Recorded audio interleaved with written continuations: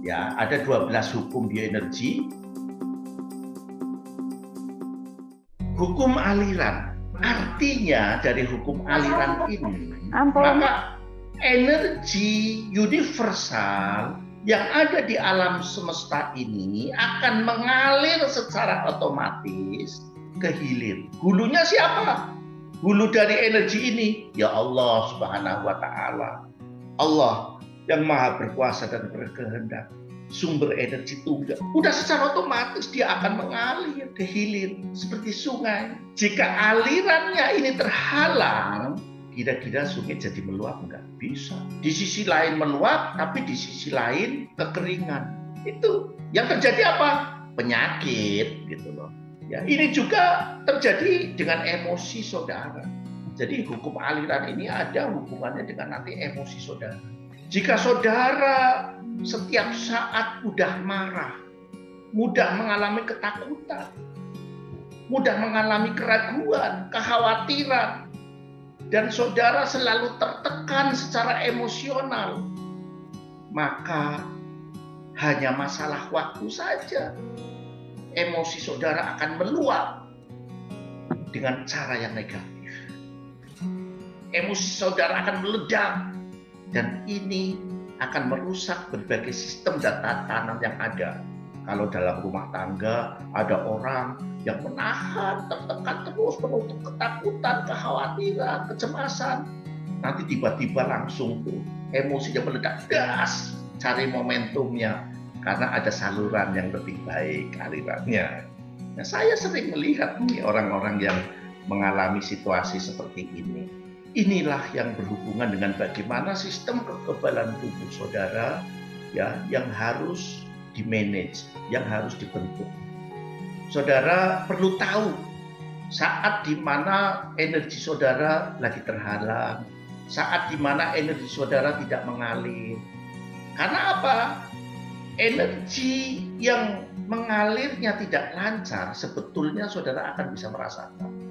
Pada saat saudara itu selalu kepalanya selalu berat terus, pundak saudara ini ada beban terus, perasaan saudara galau terus, sebetulnya sebagai tanda bukan hanya kolesterol saudara, bukan hanya asam urat saudara.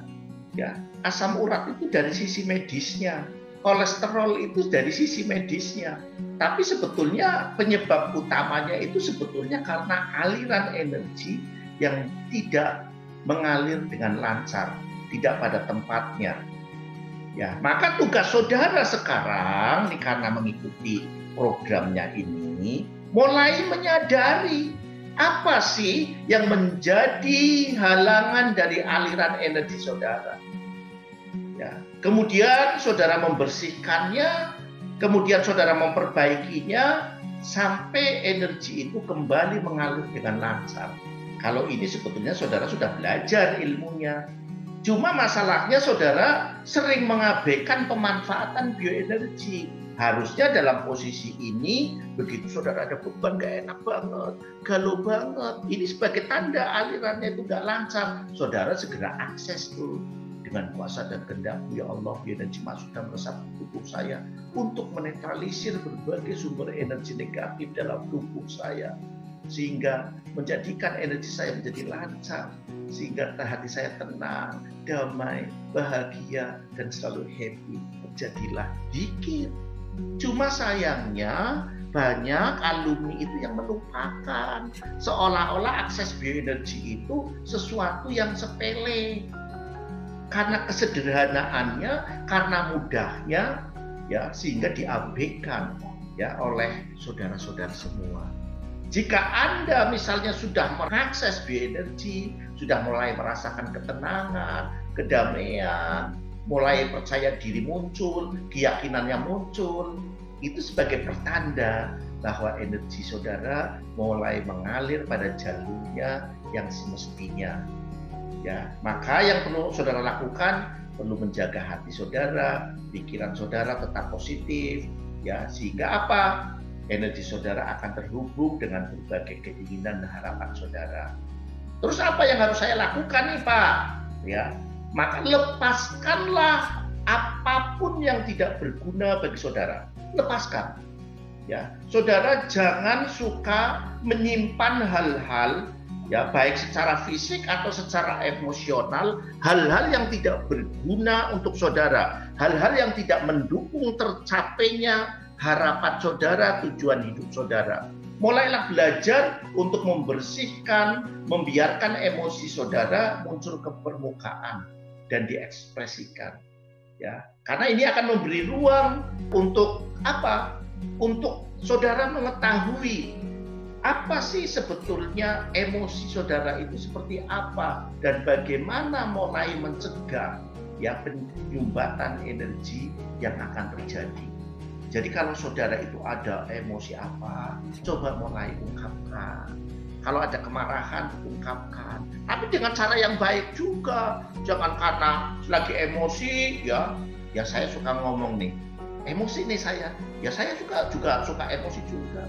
Tapi saya ngomong, ya jangan bikin saya emosi dong. Ini saya sudah mulai emosi nih. Saya ngomong kayak gitu. Ya, sebetulnya saya pengen emosi, tenang nggak? Ya pengen, gitu loh. Bukan pura-pura, pengen. Cuma saya ngomong, jangan bikin emosi dong. Saya pengen emosi loh. Nah, sehingga begitu saya ngomong seperti ini, emosi itu akan menurun dengan sendirinya.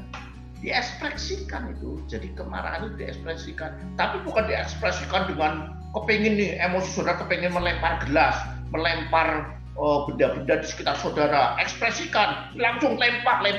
Bukan kayak gitu. Bukan. Tapi saudara ekspresikan ya dengan cara yang baik. Keluarkan, tapi jangan diampet, ya, jangan ditahan di hati saudara, atau jangan dikeluarkan dengan cara yang membabi buta, yang merusak. Ya, tapi keluarkan tetap dengan cara yang baik. Kayak gitu. Nah, ini contoh-contohnya untuk aliran ini seperti ini.